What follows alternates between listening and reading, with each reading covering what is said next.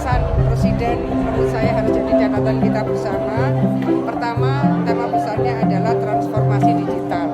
Kedua adalah profesionalisme SDM. Ketiga adalah pengadaan barang dan jasa 2,5 miliar ke bawah dimaksimalkan untuk menyerap produk usaha mikro. Di atas itu usaha kecil dan menengah. Ini artinya bahwa dalam waktu dekat Karo dan saya ingin mengikuti proses untuk bisa mengajak temu program dengan pelaku usaha mikro, usaha kecil dan usaha menengah, mungkin perwakilan asosiasi yang bisa kita undang.